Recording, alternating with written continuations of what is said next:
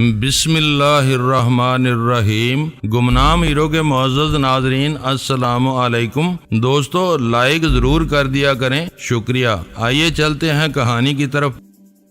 Pentagon والوں نے یہ دشمن آب دوزوں کے لیے تیار کرائی ہے، اس کا ہدف کبھی تباہی سے نہیں بچتا۔ اس کی وہ بات سنتے ہی میں نے فیصلہ کر لیا کہ واپسی پر وہ آلہ دریائے ہڈسن کی تہہ میں پھینکنا مناسب رہے گا۔ امریکی دریافت کا امریکہ میں تجربہ خاصا دلچسپ ہو سکتا تھا۔ ہڈسن سے 5000 گز کے دائرے میں لایا ہوا کوئی بھی خاص تجرباتی بم اس آلے کا رخ کر سکتا تھا۔ تم نے کبھی اسے آزمایا ہے؟ ویرا نے دلچسپی لیتے ہوئے پوچھا۔ نہیں میڈم، ہم تکنیکی لوگوں کو نئی ایجادات سے باخبر رکھنے کی کوشش کی جاتی ہے، اسی بنا پر مجھے اس کے کچھ خواص یاد ہیں۔ خفیہ چیزیں ہماری دسترس سے باہر ہوتی ہیں، اسے کام میں دیر لگے گی، میں نے ویرا سے اردو میں کہا۔ تمہیں ایک مرتبہ پھر دکان سے چھت پر جانا ہوگا، پلائی ووڈ کا ٹکڑا اس گودام کی چھت کے شگاف پر رکھ دو۔ پیٹیاں اٹھانے کے لیے پرانا عملہ آیا تو اسے تبدیلی کا احساس نہیں ہو سکے گا۔ کس شگاف کی بات کر رہے ہو؟ ویرا نے تمسخر سے پوچھا۔ میں نے اوپر دیکھا تو کہیں بھی آسمان نظر نہ آ سکا۔ ویرا نے اترنے سے پہلے وہ کام سر انجام دے ڈالا تھا اور ہم اسی گودام سے کسی بھی لمحے واپس روانہ ہو سکتے تھے۔ ولسن نے ہر کام اسی طرح کیا جیسے اسے کرنا چاہیے تھا۔ نئی پتیاں اور پتیاں کسنے کی مشین اس کے بریف کیس میں موجود تھی۔ پیٹی کو اصل حالت میں بحال کر کے اس نے کٹی ہوئی پتیاں اور سوراخ سے نکلے ہوئے آہنی ٹکڑے بھی ایک تھیلی میں سمیٹ کر اپنے بریف کیس میں رکھ لیے۔ اس کے رضامند ہو جانے کے بعد اسے کوئی نئی ہدایت دینے کی ضرورت پیش نہیں آئی تھی۔ اب تم نیو یارک واپس جاؤ گے؟ اس سے دونوں تباہ کن پرزے لینے کے بعد ویرا نے پوچھا۔ نہیں، میں واشنگٹن سے آیا تھا اور وہیں جاؤں گا، اس نے اپنے زخمی ہونٹوں پر زبان پھیرتے ہوئے جواب دیا۔ ہم راستے میں ہی کہیں اتر جائیں گے، میں ڈرائیونگ کر لوں گی، تم کو آرام کرنے کا موقع مل جائے گا، ویرا نے پورے خلوص سے کہا اور وہ سارا ہلا کر رہ گیا۔ یہ ہمارے گلے کی ہڈی بن جائے گا، میں نے پرتشویش آواز میں کہا۔ اسے زندہ چھوڑنا ناممکن ہے، مارا تو لاش گلے کا ہار بن جائے گی۔ یہ پردیس ہے، یہاں یہ مشکلات تو ضرور پیش آئیں گی۔ اس کے ساتھ وہی سلوک بہتر رہے گا جو لندن میں راما کا روزینی کے ساتھ کیا گیا تھا۔ وہاں قدم قدم پر پبلک ٹرانسپورٹ کی سہولتیں بکھری ہوئی ہیں۔ اسے کسی ویرانے میں چھوڑ کر ہم کہاں جائیں گے؟ یہاں تو ٹیکسیوں تک کا کال ہے۔ اسے مار کر ڈگی میں ڈالو، اس کا بریف کیس راستے کی کسی ندی میں بہا دو اور اٹلانٹک سٹی کی طرف نکل چلو۔ گاڑی وہاں چھوڑ کر ہم نیو یارک لوٹ جائیں گے۔ اگر بدقسمتی آڑے نہ آئی تو ہماری ساری رات سفر میں گزر جائے گی۔ اٹلانٹک سٹی پہنچنے کے بعد ہم جہاز سے نیو یارک پہنچ سکتے ہیں، اس طرح کافی وقت بچ جائے گا اور ہم رات کو آرام سے اپنے ہوٹل میں سو سکیں گے۔ جہاز میں سفر کرنے سے پہلے ہمیں اپنے ہتھیار ضائع کرنے ہوں گے۔ موجودہ بے سر و سامانی میں اتنا بڑا نقصان برداشت نہیں کیا جا سکتا۔ میں نے اس کی وہ تجویز مسترد کر دی۔ ہم پرنسٹن میں بیٹھ کر وقت برباد نہیں کر سکتے تھے۔ سب سے بڑی مشکل یہ تھی کہ ہماری اور ولسن کی راہیں بالکل متضاد تھیں۔ واشنگٹن جنوب مغرب میں تھا اور نیو یارک کے لیے ہمیں شمال مشرق کی طرف جانا تھا۔ راستے میں ٹرین ٹون نامی شہر تک 10-11 میل کی مسافت مشترک ہو سکتی تھی، وہاں سے فری وے شروع ہو جاتی تھی۔ پرنسٹن سے نکلتے ہوئے ویرا ڈرائیو کر رہی تھی، میں ولسن کے ہاتھ عقبی نشست پر تھا۔ آبادی سے دور نکلتے ہی میں نے اچانک ریوالور نکال کر ولسن کی بائیں کنپٹی پر رکھا اور فائر کر دیا۔ اس کی کنپٹی کی جلد پر ایک سیاہی مائل سرخ دائرہ نمودار ہو گیا، گولی بھیجے میں ہی رہ گئی۔ وہ سلو موشن کے انداز میں اپنی سیٹ پر ایک طرف ڈھلکتا چلا گیا۔ ویرا نے گاڑی سڑک سے کچے میں اتار دی اور اس وقت تک ہم فری وے سے بہت دور مضافاتی راستوں پر تھے۔ ویرا نہ ہموار کچے راستے پر ڈرائیو کرتی رہی، میری نظریں قرب و جوار میں کسی مناسب جگہ کی تلاش میں تھی۔ آبادی سے دور ہمارا وہ سفر تقریباً 20 منٹ جاری رہا۔ آخر کار اونچے کھیتوں کے قریب ایک ویران کنویں کی منڈیر دیکھ کر میں نے ویرا کو گاڑی وہیں روکنے کے لیے کہا۔ گاڑی کنویں کے قریب پہنچتے ہی ویرا خوشی سے اچھل پڑی۔ نیت ٹھیک ہو تو اسباب غیب سے پیدا ہو جاتے ہیں۔ وہ کنواں ویران ہی نہیں متروک تھا، اس کی منڈیر پر تختے جڑ کر دانا بند کر دیا گیا تھا۔ وہ تختے بہت پرانے معلوم ہو رہے تھے، شاید ان اطراف سے آبادی کی منتقلی کے بعد کنویں کو بھولے بھٹکے بچوں کے لیے خطرہ سمجھ کر بند کیا گیا تھا۔ میں نے ایک تختہ ہٹانا چاہا تو وہ کسی رکاوٹ کے بغیر الگ ہو گیا۔ دوسرے تختے بھی اندر کنارہ بنا کر کنویں کے دانے میں پھنسائے گئے تھے۔ ہماری ضروریات کے لیے صرف 2 تختے کافی تھے۔ پہلے ویرا نے ولسن کا بریف کیس کنویں میں پھینکا۔ چند ثانیوں بعد کنویں کی تہہ سے چھپاکے کی گونج ابھری اور وہ سراغ ہمیشہ کے لیے تہہ نشین ہو گیا۔ اس دوران میں ہم دونوں ہی متجسسانہ نظروں سے قرب و جوار کا جائزہ لیتے رہے، لیکن دور دور تک کوئی زیرو نظر نہیں آ رہا تھا۔ شاید ہم آبادی اور کھیتوں کے عقبی رخ پر موجود تھے جہاں کسی کے آنے کا امکان نہیں تھا۔ میں نے جو ہی ولسن کی بے جان لاش کو گاڑی سے نکال کر اپنے کاندھے پر لادا، کھیتوں کی طرف سے کئی گراہٹیں سنائی دی اور میں تیزی سے پلٹ پڑا۔ ولسن کے تازہ بہے ہوئے خون کی بو پا کر کھیتوں میں چھپے ہوئے کئی ندیدے بیڑیے کنارے پر نکل آئے تھے اور حریصانہ نظروں سے ہماری طرف دیکھ کر گرا رہے تھے۔ وہ تعداد میں 4 نظر آ رہے تھے۔ یہ تعین کرنا مشکل تھا کہ ان کے پیچھے کتنا گول تھا۔ ویرا نے ایک پتھر اٹھا کر ان پر دے مارا اور حفظ ما تقدم کے طور پر اپنا ریوالور بھی نکال لیا۔ بیڑیے دم دبا کر چند قدم پیچھے ہٹے، لیکن پھر اس دوسری دفاعی لائن پر جم گئے۔ میں نے لپک کر ولسن کے بے جان وجود کو اپنے شانے سے کنویں کے دانے میں لڑکا دیا۔ پانی میں اس کی لاش گرنے کے پور کے شور نے بیڑیوں کو خوفزدہ کر دیا۔ وہ ہاؤ ہو کی آوازیں نکالتے ہوئے دوبارہ کھیتوں میں غائب ہو گئے۔ خاص کم جہاں پاک۔ ویرا کنویں کے منہ پر ایک تختہ جماتے ہوئے بولی، لیزر گائیڈنگ ڈیوائس بھی اسی کنویں میں پھینک دو، اسے کہاں لیے پھرو گے؟ ویرا کا وہ مشورہ صائب تھا۔ دریائے ہڈسن کی تہہ میں وہ آلہ پورے نیو یارک کے لیے خطرہ ثابت ہو سکتا تھا، جبکہ اس ویرانے میں زیادہ انسانی جانوں کے اطلاف کے بغیر امریکی حکام کو کبھی نہ کبھی یہ پتہ چل سکتا تھا کہ اس کنویں کی تہہ میں کیا کیا مدفون تھا۔ میں نے پرزوں کی کھیپ سے نکالی ہوئی دونوں ایشیا کنویں میں پھینک دی۔ منڈیر کے اندرونی حصے میں لگی ہوئی گیلی مٹی لے کر کار کی اگلی اور پچھلی نمبر پلیٹوں پر لگائی اور کپڑے سے ہاتھ صاف کر کے ویرا کے برابر میں آ بیٹھا۔ کام ہوتے ہی ویرا گاڑی کو واپس گھمانے کے چکر میں، مگر میں نے بدستور اسے آگے چلنے کا مشورہ دیا تاکہ کنویں پر ختم ہونے اور لوٹ جانے والے ٹائروں کے نشانات سے کوئی نتیجہ اخذ نہ کیا جا سکے۔ کنویں سے تقریباً 1 میل آگے چکر کاٹنے کے بعد ہم واپس پرنسٹن کے مضافات کی طرف روانہ ہو گئے تاکہ وہاں سے ٹرین ٹون کی راہ لی جا سکے۔ وہ کچا اور بے آب و گیا ویرانہ میرے لیے ہر طرف یکساں تھا، لیکن غنیمت یہ تھا کہ سورج کے مغرب میں کافی دور اتر جانے کے باوجود فضا میں اجالا پھیلا ہوا تھا جو ویرا کی یادداشت کو مدد دے رہا تھا۔ اندھیرا پھیل جاتا تو ویرا کے لیے بھی سڑک تک پہنچنا دشوار ہو جاتا۔ واپسی میں ولسن کی کیڈی اس مہربان کنویں سے کافی دور سے گزری جس نے ہماری تمام سنگین مشکلات کو اپنے سینے میں چھپا لیا تھا۔ اس کی لاش کو ٹھکانے لگانے سے پہلے تم کو اس کی تلاشی لے کر شناختی کاغذات ضرور نکالنے تھے تاکہ اس کے بیان کی تصدیق یا تردید ہو جاتی۔ یہ سب بعد کے نخرے ہیں، اس وقت تو تم بھی حواس باغتا تھی۔ اجنبی سرزمین پر ایک لاش ساتھ لیے پھرنا آسان نہیں ہوتا، چھکے چھوٹ جاتے ہیں۔ مجھے یقین نہیں کہ وہ انٹرنیشنل ایٹامک انرجی کمیشن کا آدمی تھا۔ ان لوگوں کو ایسی سازشوں میں ملوث ہونے کی کیا ضرورت ہے؟ ویرا نے بے یقینی سے کہا۔ تم نے سنا نہیں کہ وہ پاکستان سے اپنے افسروں کی بیزاری کا ذکر کس لہجے میں کر رہا تھا؟ ویسے بھی آج کل ہر بین الاقوامی ادارے میں امریکہ کی مرضی چلتی ہے، نام سارے ملکوں کا استعمال ہوتا ہے، فیصلے امریکہ کے نافذ ہوتے ہیں۔ ولسن کی پراسرار گمشدگی واشنگٹن میں ہلچل مچا دے گی۔ ویرا اس تصور سے لطف اندوز ہوتے ہوئے بولی، پرنسٹن سارے وفاقی تحقیقاتی اداروں کی توجہ کا مرکز بن جائے گا۔ پھر انہیں مس روتھ بیل کے بارے میں معلوم ہوگا جو 6 ہفتوں کا کرایہ ادا کر کے دوسرے دن ہی لاپتہ ہو چکی ہے۔ میں نے اس کی بات کو آگے بڑھاتے ہوئے کہا، میں نے اسی لیے ولسن کی لاش اور بریف کیس کی تلاشی نہیں لی۔ اس کے متعلق کاغذ کا ایک پرزہ بھی رکھنا کسی وقت خطرناک ثابت ہو سکتا ہے۔ کیوں نہ اب ہم نیو یارک سے واشنگٹن منتقل ہو جائیں، وائٹ ہاؤس براہ راست ہماری ذات میں آ جائے گا۔ ویرا نے سڑک پر آتے ہوئے تجویز پیش کی، پہلے آئزک بیل کو کیفر کردار تک پہنچانا ہے۔ ویسے بھی بلیک ڈیڈ نے ہم پر ہوٹل تبدیل کرنے کی پابندی عائد کی ہوئی ہے۔ وہ خاصا شریف بدماش ہے، میں اس کے اعتماد کو ٹھیس نہیں پہنچاؤں گا۔ آگے چل کر وہ ہمارا مددگار ثابت ہو سکتا ہے۔ اوہ، اسے میں بھول ہی گئی تھی، ویرا شاہ نے کچکا کر خفت سے بولی۔ ہم کسی خطرے سے دوچار ہوئے بغیر دن کے اجالے میں ٹرین ٹن پہنچ گئے جو نیو جرسی کا ایک مشہور شہر اور ریاستی دارالخلافہ ہے۔ ویرا نے مجھے شہر کے ایک مرکزی علاقے میں اتارا اور خود کیڈی سے چھٹکارا حاصل کرنے کے لیے آگے نکل گئی۔ وہ نہیں چاہتی تھی کہ کیڈی کے کے حوالے سے کوئی 20 شخص ایک امریکن لڑکی اور ایشیائی مرد پر مشتمل جوڑے کا حوالہ دے سکے۔ ویرا کی واپسی کے انتظار میں بازار کے ایک مختصر حصے تک محدود رہا۔ تھوڑی دیر بعد ویرا بھی مجھ سے آ ملی۔ تم میرے پیچھے آتے رہو، یہاں سے نیو یارک تک ہم الگ رہ کر سفر کریں گے۔ چند لمحوں میں یہ کہہ کر ویرا آگے چل دی۔ میں اس سے یہ تک نہ پوچھ سکا کہ ہمارے سفر کا ذریعہ کیا ہونا تھا۔ ویرا کے تعاقب میں اسی سفر کے دوران سورج غروب ہو گیا۔ فضا میں دھندل کا گہرا ہوتے ہی ٹرینٹن کی سڑکیں روشنی سے جگمگا اٹھی۔ ٹرینٹن میں پرآسائش زندگی بسر کرنے کی ساری سہولتیں نظر آ رہی تھی۔ ریاستی صدر مقام ہونے کی وجہ سے وہاں صفائی ستھرائی کا بھی خصوصی اہتمام تھا، مگر شہر کے باسیوں میں سستی اور کاہلی کا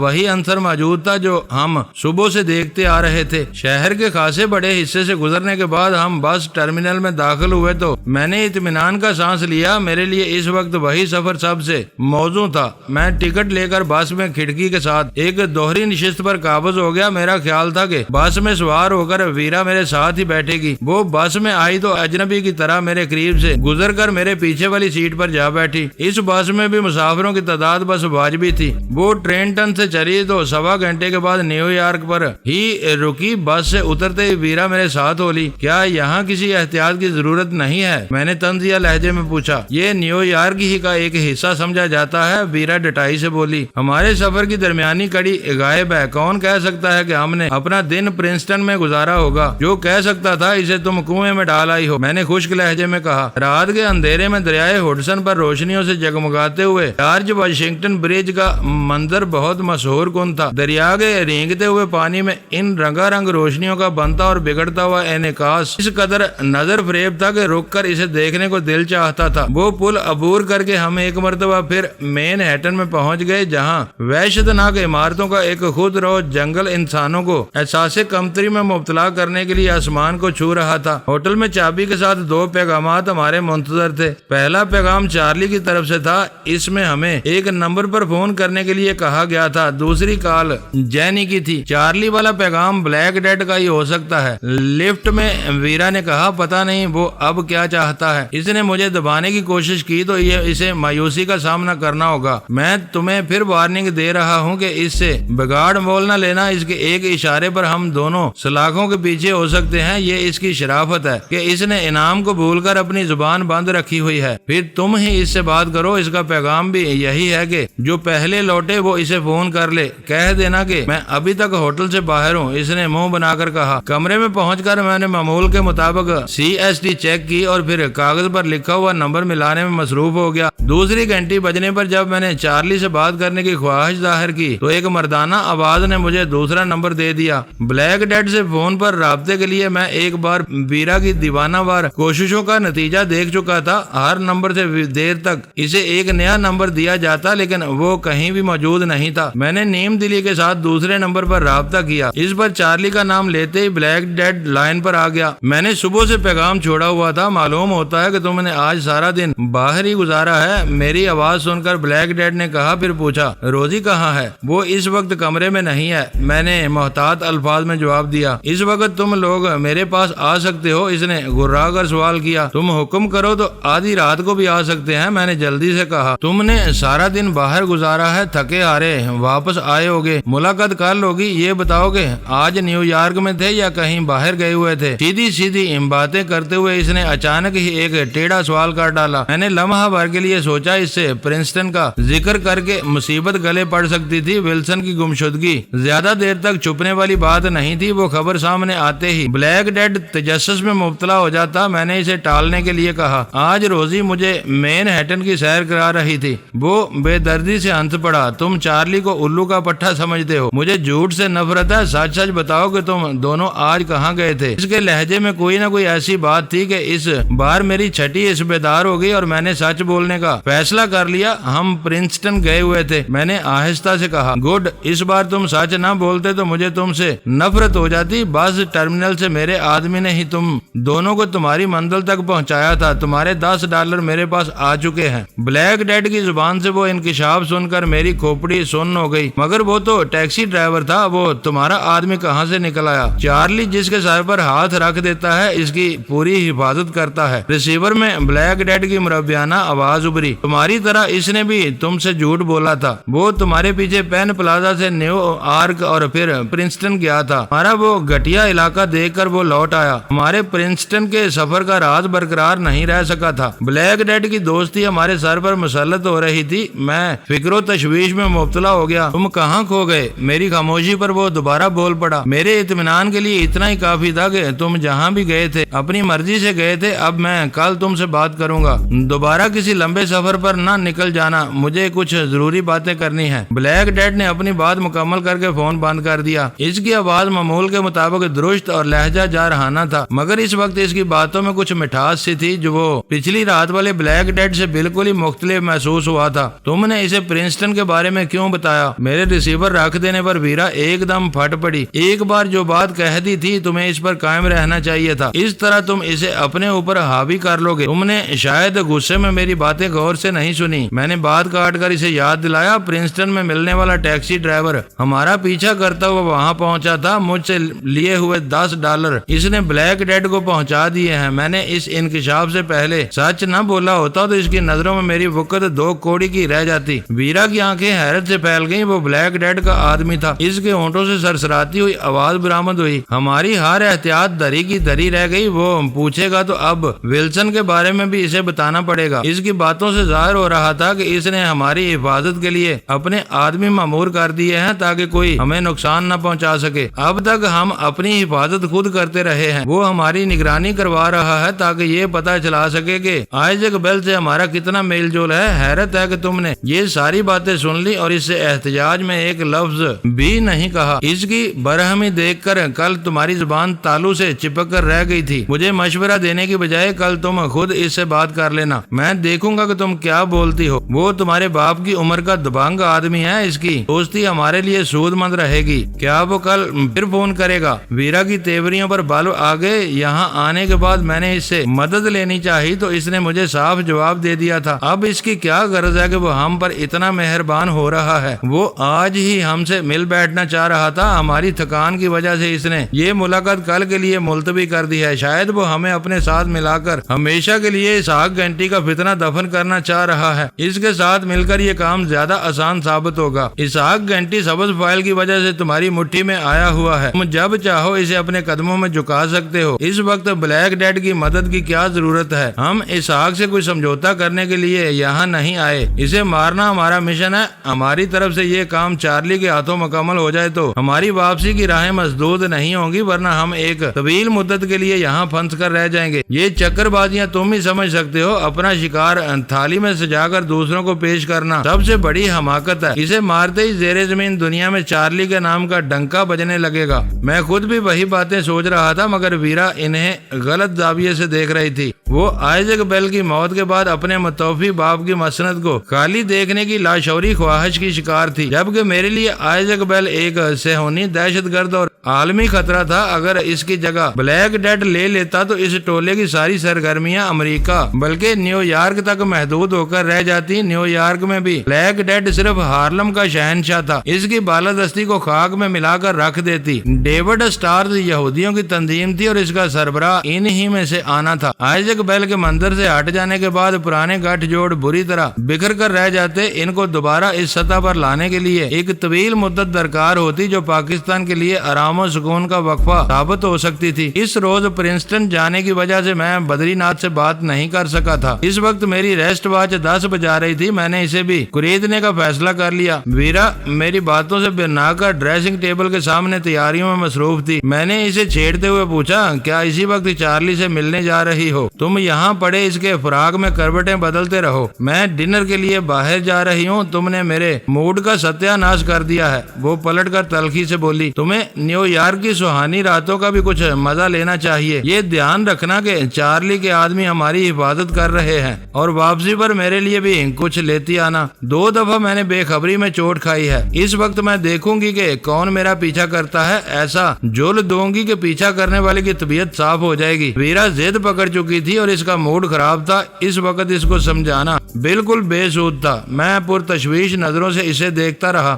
بال سنوار کر ہلکے سے میک اپ کے بعد وہ میرے میرے اوپر احتجاجیہ نظریں ڈالتی ہوئی باہر نکل گئی۔ میں نے اٹھ کر دروازہ اندر سے لاک کر لیا۔ ویرا نے جاتے ہوئے اندرونی کفل کا لیور گھمانے کی زحمت بھی نہیں کی تھی۔ بستر پر آلتی پالتی مار کر میں نے ریچمنڈ کے جیفرسن ہوٹل کا نمبر ملا کر آپریٹر سے کمرہ نمبر 20 مانگا تو وہاں سے فوراً ہی جواب مل گیا، آج تم نے دیر کر دی، اس وقت میں تیار بیٹھا ہوا کسی کی آمد کا انتظار کر رہا ہوں۔ یہ بتاؤ کہ پرزوں کی کھیپ کا کیا بنا؟ اس بارے میں میری تشویش بڑھ گئی ہے۔ اس کھیپ کے بارے میں نے اسے اپنی پچھلی کامیابیوں سے پوری طرح باخبر نہیں رکھا تھا۔ اس وقت بھی میں نے جواب دینے سے گریز کرتے ہوئے پوچھا، تمہاری تشویش میں اضافے کا سبب کیا ہے؟ کیا کوئی نئی خبر آئی ہے؟ کسی بین الاقوامی ایجنسی کا ایک انسپیکٹر آج صبح سرکاری کام سے پرنسٹن گیا تھا، 7 بجے تک اسے لوٹ آنا چاہیے تھا مگر وہ لاپتہ ہے۔ فیئر فیکس سے ایک ٹیم اس کی تلاش میں اسی وقت پرنسٹن جا رہی ہے، میں اسی کے ساتھ جاؤں گا۔ اگر اس انسپیکٹر کا نام ولسن تھا تو وہ اب کبھی نہیں مل سکے گا، میں نے سرد اور دھیمی آواز میں کہا۔ تم چاہو تو اس کی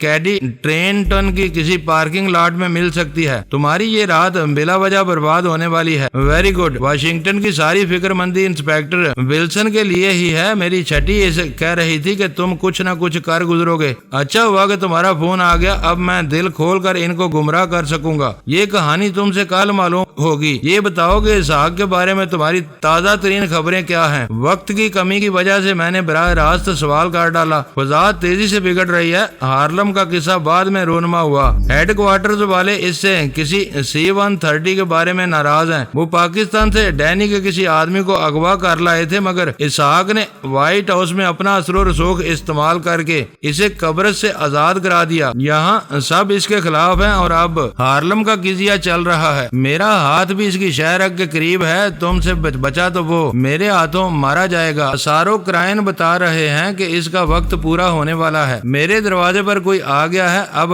کل بات ہوگی۔ ریسیور میں بدری ناتھ کی سرگوشی ابری اور فون یکا یک بند ہو گیا۔ جینی سے ملاقات کے بعد شروع ہونے والا کامیابیوں کا سلسلہ اس وقت تک جاری تھا۔ ہر طرف سے اچھی خبریں مل رہی تھی۔ CSD کی بدولت اپنے ہوٹل سے ہر ایک سے کھلی باتیں کرنے کے باوجود ہم پوری طرح محفوظ تھے۔ ذرا سا فرق یہ پڑا تھا کہ بلیک ڈیڈ بھی میدان میں کود پڑا تھا۔ اسے نہ صرف سب کچھ معلوم تھا بلکہ ہم اس کی نگرانی میں بھی تھے۔ یہ اطمینان کی بات تھی کہ اس کا رویہ دوستانہ تھا۔ جینی سے میرا ذہن آئزک بیل کی طرف بھٹک گیا۔ CIA کے ہیڈ کوارٹرز میں اس کے خلاف جو کھچڑی پک رہی تھی وہ اس سے بے خبر نہیں ہو سکتا تھا۔ شاید سبز فائل میں کچھ ایسا مواد موجود تھا جو اسے آنے والے سرکاری عطاب سے بچا سکتا تھا۔ اسی وجہ سے اس کو اچانک وہ فائل یاد آئی تھی اور اب وہ اس کے لیے ہر قیمت ادا کرنے پر آمادہ تھا۔ میں ایک مرتبہ پھر سبز فائل پر نظر ڈالنے کی اضطراری خواہش پر قابو نہ پا سکا اور اپنے بریف کیس سے فائل نکال کر بیٹھ گیا۔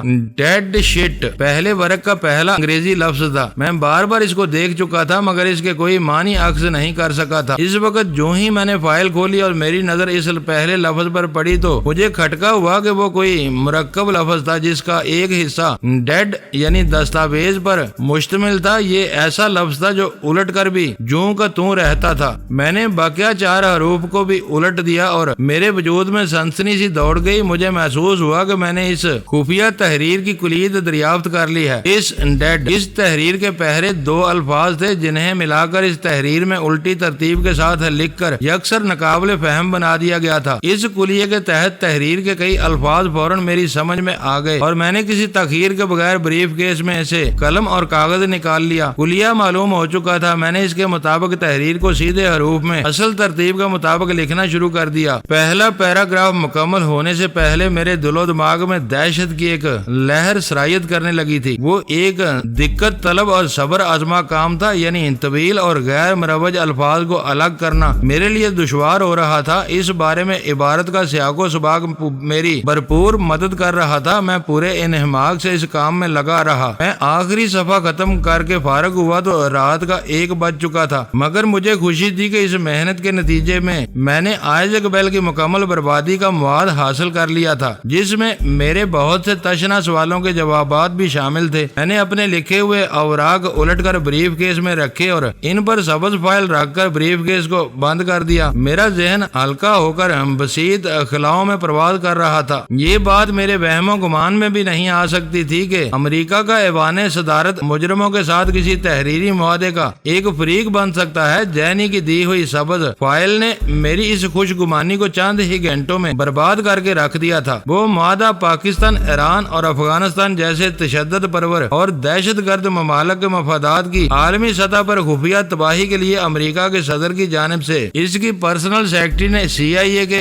سربراہ سے رنگس کے سربراہ آئزیک بیل اور ڈیوڈ اسٹارز کے سابقہ سربراہ راس المیڈا کے ساتھ کیا تھا، اور معاہدے کے اختتام پر انہی چاروں کے دستخط ثبت تھے۔ ان مضموم مقاصد کے حصول کے لیے اس دستاویز میں ترجیحات کے تعین کے ساتھ بعض بہیمانہ طریقے بھی تجویز کیے گئے تھے جن پر ہر فریق اپنی سہولت کے مطابق عمل کرنے کے لیے آزاد تھا، اور امریکہ میں ہر قسم کی باز پرست سے بھی آزاد تھا۔ دستاویز میں ڈیوڈ اسٹارز کی سالانہ گرانٹ اور رنگس کے معاوضے کا ذکر تھا، مگر رقم کا تعین باہمی مشوروں سے کیا جانا تھا، اسے ضبط تحریر میں نہیں لایا گیا تھا۔ معاہدے میں دی گئی بے مہار آزادیاں امریکہ کے آئین کے منافی تھیں، اس لیے آئزیک بیل اور راس المیڈا کو اصل دستخطوں کے ساتھ معاہدے کی ایک نقل دی گئی تھی، جس کی موجودگی میں امریکہ کا کوئی وفاقی یا ریاستی ادارہ وائٹ ہاؤس کی پیشگی منظوری کے بغیر ان دونوں پر ہاتھ نہیں ڈال سکتا تھا۔ جنرل ایڈمنسٹریشن پروسیجریا گیپ نامی اس معاہدے کو دکھائے جانے کے باوجود ان دونوں کے خلاف کارروائی کرنے والا ہر امریکی افسر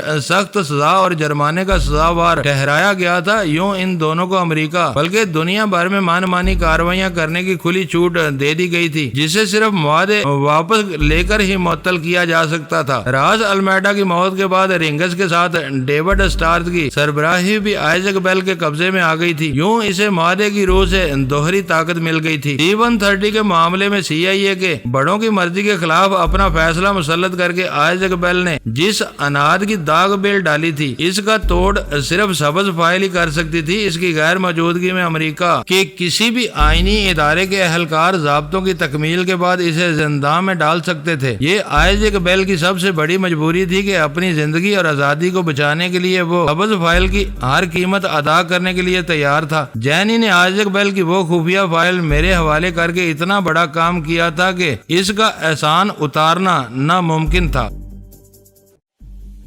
دوستو ویڈیو کو لائک ضرور کر دیا کریں۔ ISI پاک آرمی زندہ باد، پاکستان پائندہ باد۔ معزز ناظرین، اپنا خیال رکھیے گا اور اپنے اس چینل کا بھی شکریہ۔